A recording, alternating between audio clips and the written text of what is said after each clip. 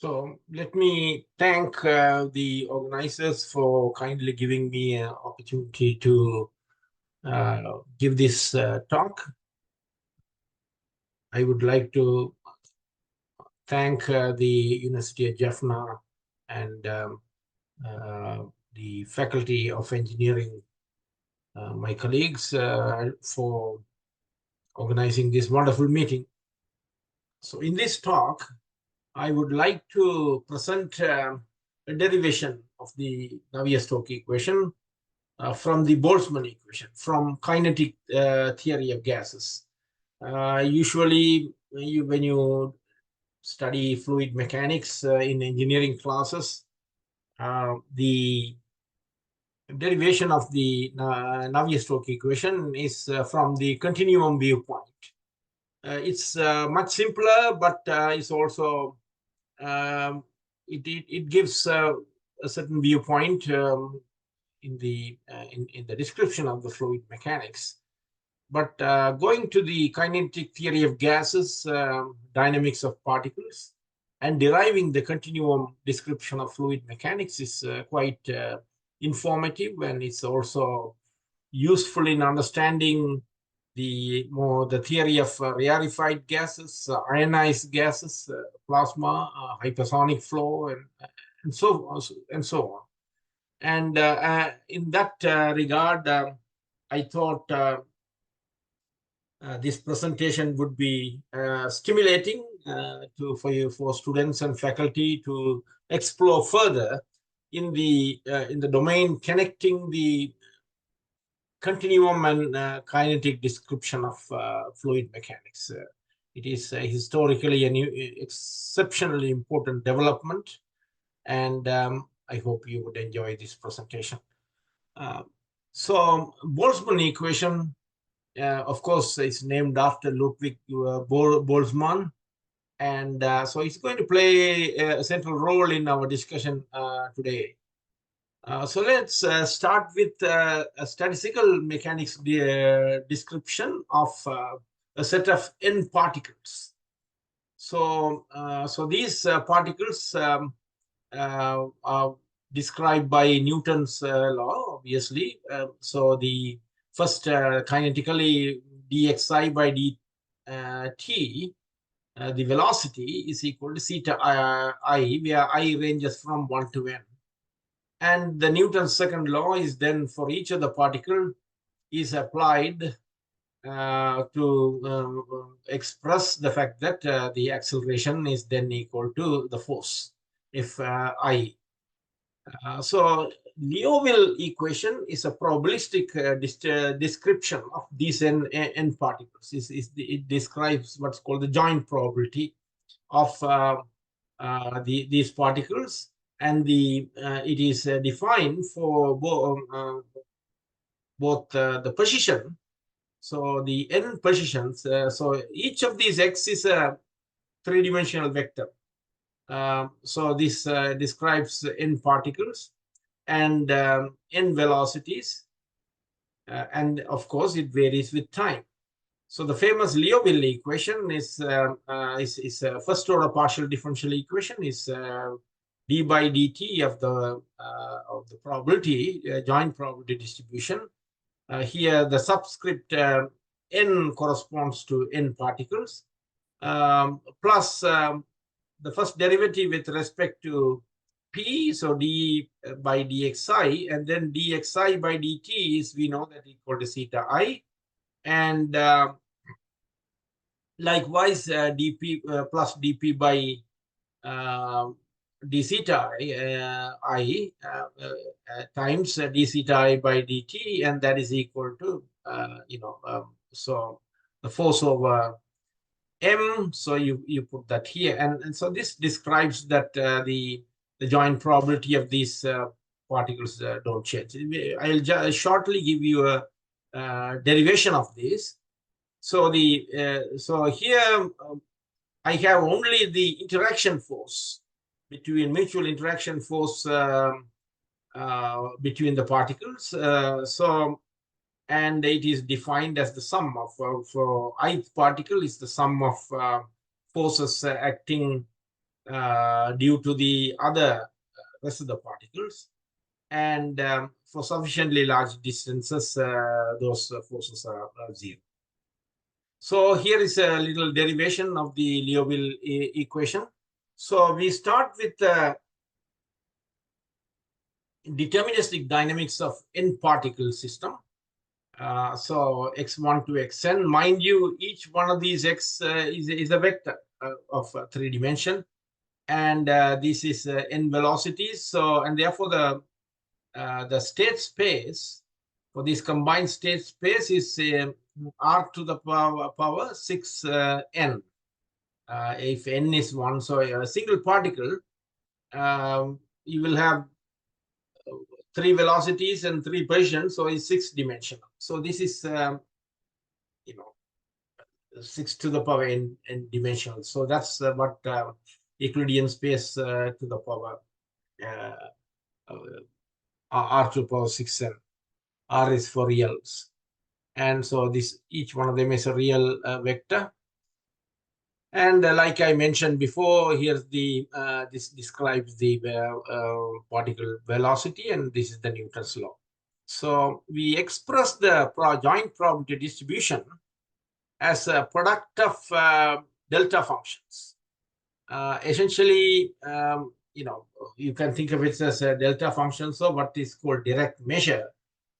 Essentially, so that it's better to describe as direct measure. So when xt is coincides with x1, this gives you a probability measure of 1. Otherwise, it is 0. So it's initially you start with a product of these direct measures, and then what you do is you take a time derivative. So the time derivative is simply a partial differentiation. This nasty symbol is essentially says that first you fix all the variables and differentiate one of them. First differentiate with respect to spatial coordinate, then with respect to the velocity, theta I. And I don't want to sit down and go, I don't want to go through it here. You can just sit down and go through. That is either that you work with this product symbols, or you work here and do a partial differentiation. First, differentiate one by one, d by with respect to the first variable, and then it will be the derivative of that, and so forth. And then recombine, you end up with the Liouville equation. So this part of the derivation is a description of the fact that you are partial differentiating this by parts. Okay, so that you can sit through. So this is the Liouville equation. So then what we do is, so that's you can see this is joint probability distribution of n velocities and n positions. So you compute what are called the hierarchy of marginal distributions. So what you do is you take this this Pn, which is a function of these variables, and then you integrate with for the first one, you integrate with all variables except the first velocity and first position, right? So then what is left in this integral is a variable of x1 and theta 1, because if you go here, you have integrated with respect to all the other variables. Likewise, P2 is integration with respect to all but the first 2 velocities and positions. So in this way, you get a hierarchy of marginal distributions. And so that hierarchy coming from, so, you get a set of marginal distribution, and then you go back to the Liouville equation and use this definition. And you get a bunch of equations for each one of these. And so that is called BBGKY hierarchy. It's a famous chain moment distributions. So the problem is that the S marginal is connected with S plus 1. So this situation is never closes. For example, if S is equal to 1, the first one, that is connected to the second marginal, because s is equal to 1, you have the second marginal inside the integral. So now you're trying to get an equation for a single marginal, but you end up with an infinite chain, which you can't get rid of. So you go and apply what is called molecular chaos hypothesis. And the molecular chaos hypothesis says that the marginal, the est marginal, is simply a product of the first marginals. S-fold product of so that is called molecular chaos. It says some since these probabilities are independent. So there is some independence in the initially, and that independence would because the marginal is obtained as a product of probability is very much like P of A intersection B is PA, PB in if they are independent. If the sets are probabilistically independent, and so you make this assumption, and then you go and substitute here, and also take n to infinity and sigma to infinity. Sigma is the what is called the Knudsen number. So that n sigma squared is bounded. You keep that and you take n to infinity. You end up with what is called the Boltzmann equation. This is done in some of the well-known books on Boltzmann equation or statistical mechanics. But now we have a single equation. In essence, F is like the probability density. And so you could see that this portion looks like the original Liouville equation, but you have this Q operator, which is actually bilinear. It essentially captures what happens when the particles collide and then leave. So this is the Q is called the collision operator. And so collision operator, so the theta dash is defined this way. And for what's called the hard spheres, you can actually write down this B in this way, theta minus theta star cos theta. So if you have two particles, theta and theta star, before and after collision, their velocities are here. So this is purely an integration in the velocity space, and n lies on the upper half of the sphere. So we have the Boltzmann equation, the full Boltzmann equation. And when Q is 0, when the particles are far apart, mostly, for example, if you really leave the atmosphere, go into space, then you have what encounters a very thin ionosphere. And that's largely regarded as collision-less plasma. In that case, this Q is 0. And nevertheless, this part is still very interesting. So both collisional plasma and collision-less plasma are independent. Are interesting. And but what is interesting is that this Boltzmann equation is captures what's going on in both very rarefied fluid and more dense fluid, and as well as in solids and so forth. Statistical mechanical description of particles captured by the Boltzmann equation. So it's a first order partial differential equation with the bilinear nonlinearity on the right hand side for the density function F. And so here are some special cases. Let's discuss that. And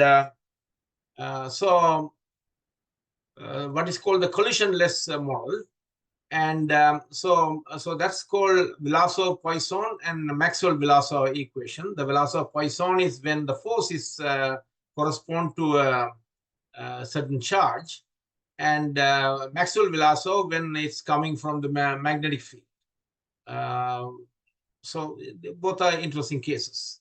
And so conceptually, we can start with the probability density of a particle, which is bigger than or equal to 0, and the particle with speed theta located at point x at initial time will move to position x plus tau theta at a later time. And therefore, you have this density is the same particle anyway, but it's equivalent to this density at another position. You know, and therefore, if you by simply differentiating, you can get this equation. But here there is no force in. So you can actually get, this had to be equal to that. You differentiate that, you get this equation. So that essentially knocks down that term and that term. But when you introduce that additional term for the variation of the velocity, and if there is a force involved acting on the particles, either interacting force or external force, then you have this in the absence of collision. And very often the divergence of this force with respect to the velocity is zero. Okay, so the what is called the Vlasov-Poisson equation is when F is given by a convolution between a potential green function. So this is x over absolute value, the vector norm of length of x to the power n. This convolution means that there is an integral with, one is shifted by a y. So that's what, just like the convolution you study in Fourier transform.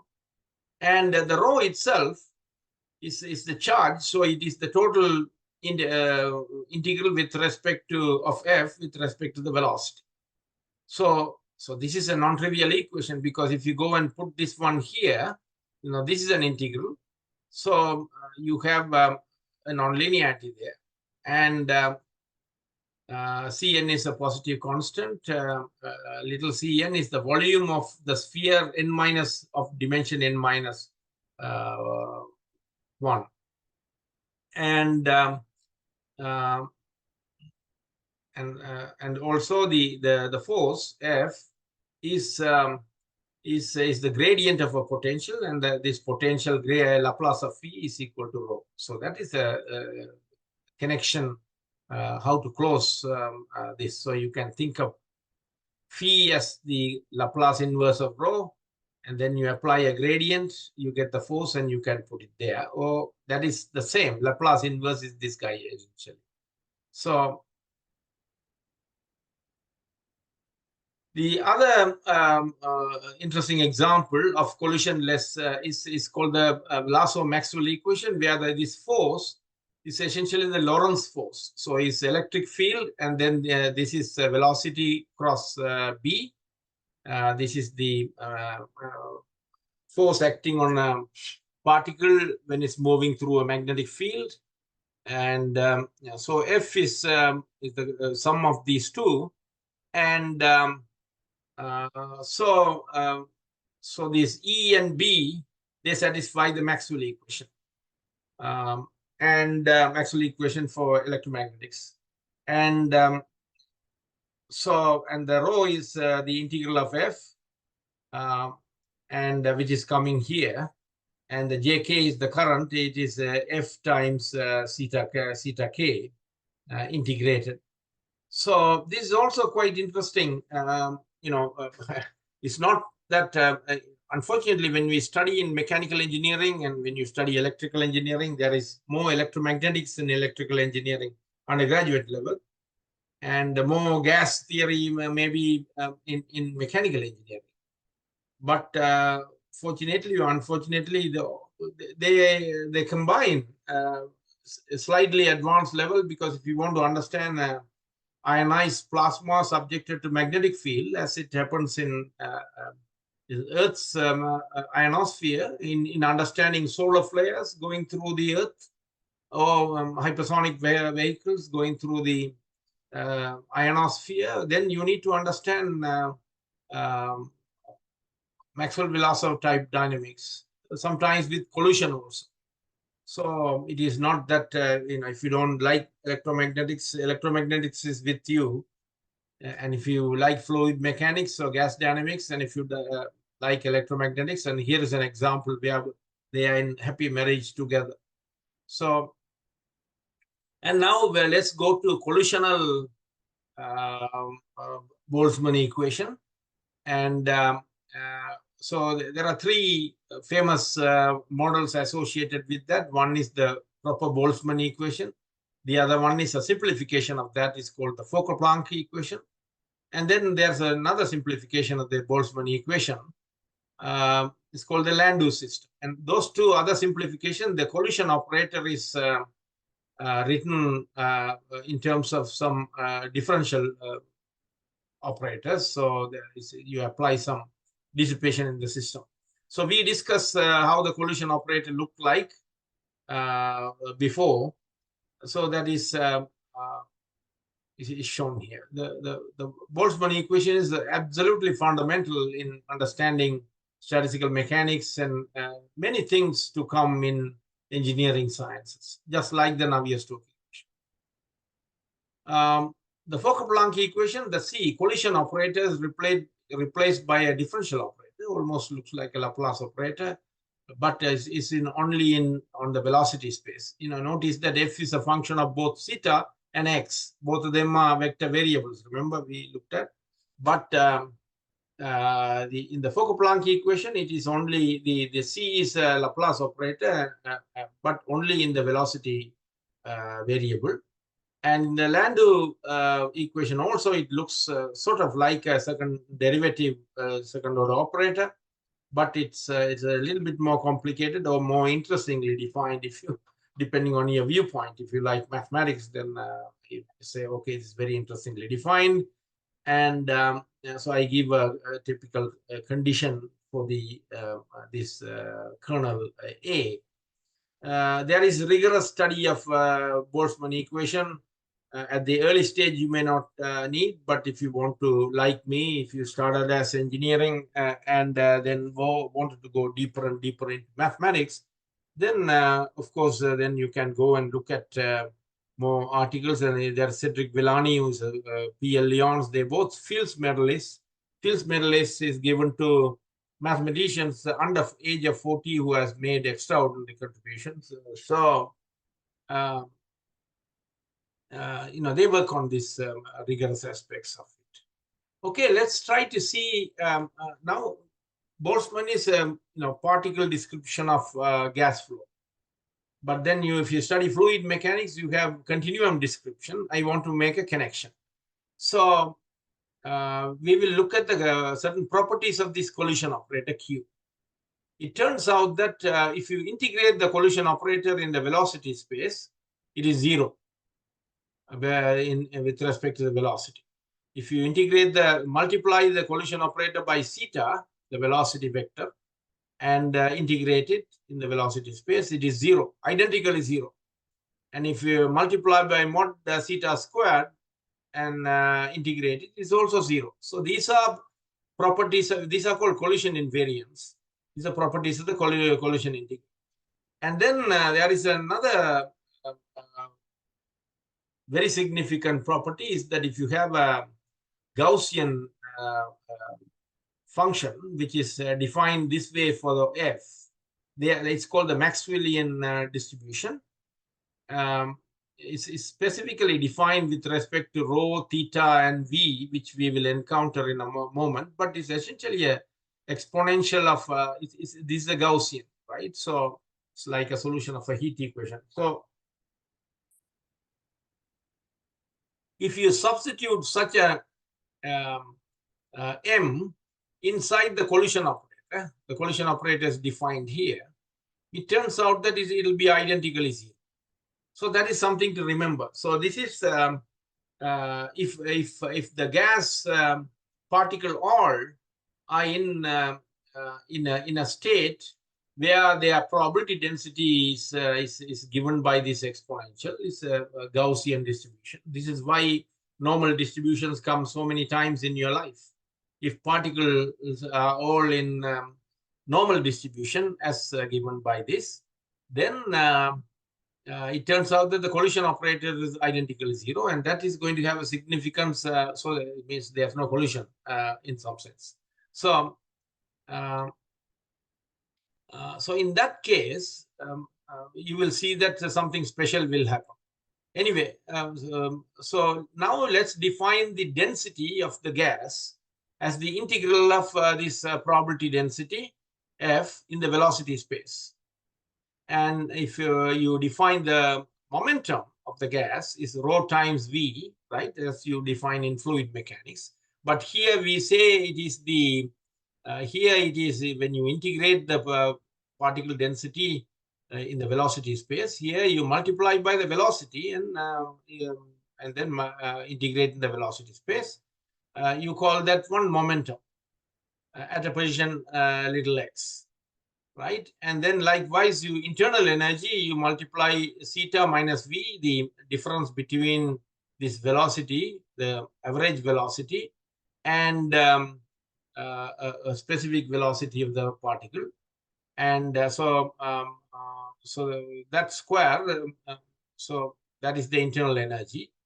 Likewise, you define this big E as the total energy this way. So on one side, you have this probability density rho.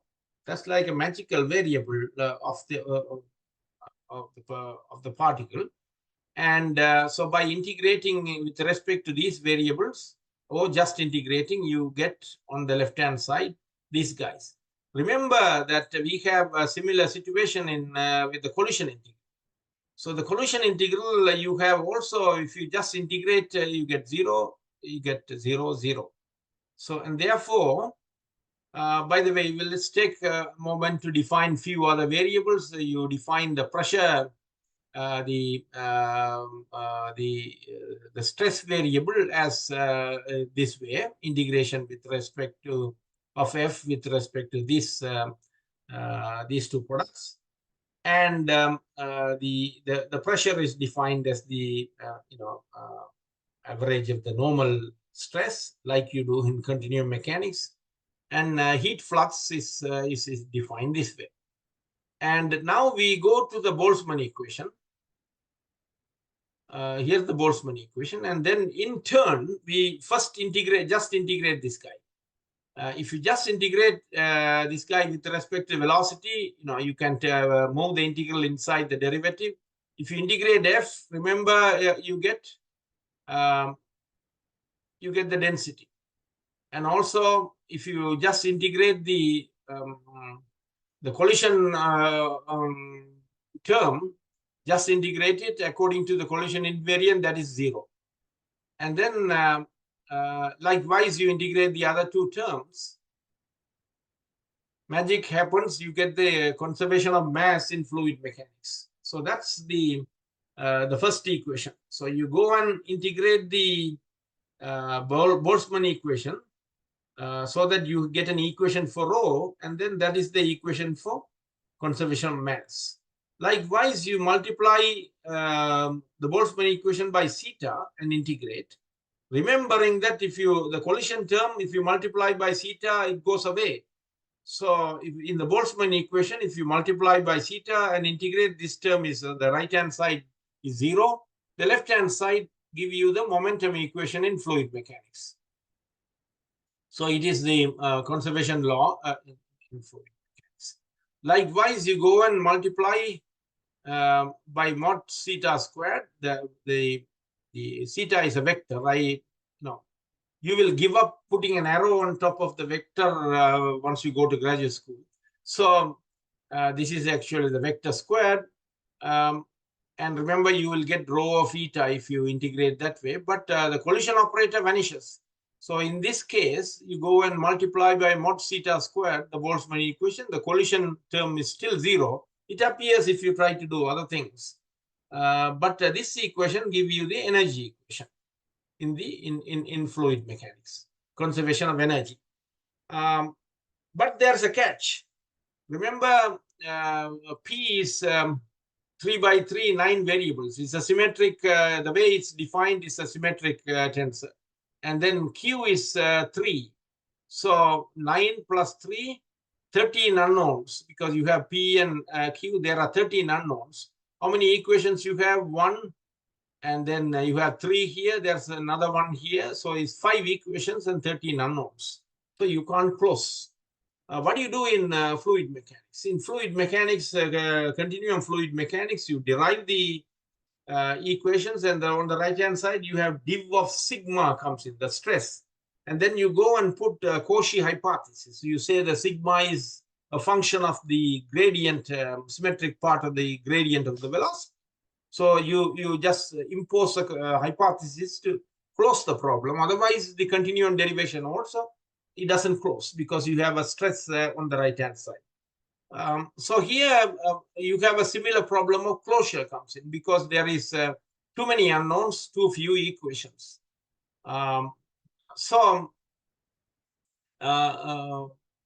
Okay, so then at this point there are two remarks I want to make. Remember the Maxwellian distribution. So the Maxwellian distribution is this particle sign Gaussian state. In that case, the Q is automatically 0. And so if you go and use Maxwellian equation for the, so if you use the Maxwellian distribution for the probability density, then it turns out that the pressure, the stress is simply some scalar times delta Ij, and heat flux is 0. Then you get reduced to inviscid fluid dynamics. The problem is closed because right now how many variables here? There is this time there is precisely 5 variables because rho v, that's 4, and pressure is 5. So so you have you have precisely closed the situation, and so inviscid fluid dynamics is fine because the F is in Maxwellian distribution, but otherwise it's not closed. So Harold-Grad used so is what do you do in fluid mechanics? Then you go and try to expand some approximation of F, either Cauchy hypothesis in continuum mechanics or in statistical mechanics. You go and just try to expand and truncate after some term. So, so Harold-Grad used truncated Hermite multinomial expansion for F to obtain 13 equations because he substituted various terms, and from the Boltzmann he got 13 equations and 13 unknowns. So that development has a history. So here is the Boltzmann equation. So the first person to try to do an approximation to Boltzmann equation was Hilbert himself, the famous mathematician. So he expanded the Boltzmann equation, where you have this 1 over epsilon appearing after suitable scaling, and that's called the Knudsen number. And it's essentially to tell you about the mean free path of the particle. And so then you expand the Boltzmann equation, Boltzmann, the probability density function as an expansion with respect to En. And so that's called the Hilbert's expansion. Then Chapman-Enskog expansion is you pull out from this F the Maxwellian distribution out, and then so that the arbitrary probability distribution is Maxwellian plus a series, which is this series times the Maxwellian. So it's a way of saying that the first approximation, the gas is in equilibrium, statistical equilibrium, and then higher order terms describe the non-equilibrium nature of the gas dynamics. Harold-Grad, of course, used the Hermite's polynomial expansion, which is different from that. He brought Hermite functions. If you study wavelets and things like that, chaos stochastic theory, this function comes naturally. And M is the Maxwellian. There's a very interesting theorem. I studied thermodynamics in a rather painful way, actually, from Professor Sivaguru, who is still teaching in the Jaffna area. And so from my first year to fourth year, Professor Sivaguru taught me engineering thermodynamics. So that is a qualitative the subject. Here you have a very mathematical description of entropy and thermodynamics. You define H, which is Boltzmann's entropy, which is F log F. F is the the probability density, and you integrate in the velocity space, and so that's called the Boltzmann entropy. And capital X, this bol is called the entropy flux, theta F log F. Then you integrate in the velocity space. You multiply the Boltzmann equation by log F, right? The Boltzmann equation we saw here it is by log F. And just like we obtain the equations of conservation laws of fluid mechanics, you multiply by log F and integrate in the velocity space, you get this equation for the entropy H, dt by dH by dt, and then the divergence of the flux. So is a divergence because the flux is a vector, right? Because theta is a vector. So this is d by dx1, d by dx2, d by dx3. That is denoted this way. Divergence of H is equal to this this term, but you can actually see that this term is always negative. If this is bigger than that, then this will be negative, and so if this term is smaller than that, this term is negative. And so this will compensate. So one of them is negative and log will be positive, and this is a positive term. So you always get negative. If the other way around is still, the log will compensate for the sign. So what you get is this entropy inequality. And notice that when in the case of, and the right-hand side is identical to 0 for a Maxwellian distribution when the gas is in equilibrium. So this gives you a description of the particle description, and then the probability description of the particle. And by integrating the probability density, we end up with the conservation laws of fluid mechanics, and we need to find a way to close it. The closing is not an issue for the equilibrium case when you get the Euler equation, inviscid fluid mechanics. But the viscous fluid mechanics, you need one of these methods to truncate and get a closure, or just work with the Boltzmann equation. So people in rarefied gas dynamics, so there is a huge industry of people who does computational simulation of the Boltzmann equation. And so it's a big business. I just want to make a remark that if there is radiation involved, like an explosion, and there is radiation coming from there, then you have the Chandrasekhar equation, Chandrasekhar, the famous astrophysicist. So the Chandrasekhar equation, which is an equation for the intensity of the light, with a term that couples, and the coupling term couples with the fluid mechanics. So the V, which is the variables density or the velocity, and theta, which we temperature, and so that satisfies the equation we derived before, the system of equation. And this equations of fluid mechanics coupled with the Chandrasekhar equation for radiatory transfer, and that describes what's called the radiation hydrodynamics. If you want to understand the amount of light coming from an explosion, this is the model to use. Okay, so I would like to, so that's all I wanted to say. I would like to dedicate this lecture to the great Sri Lankan mathematician and former University of Colombo Professor C.J. Eliezer, who was also made the seminal contributions in particle physics during his time. Perhaps some other time when I come to Kilinochty and Jaffna, I will talk about his contributions in quantum field theory. Thank you very much.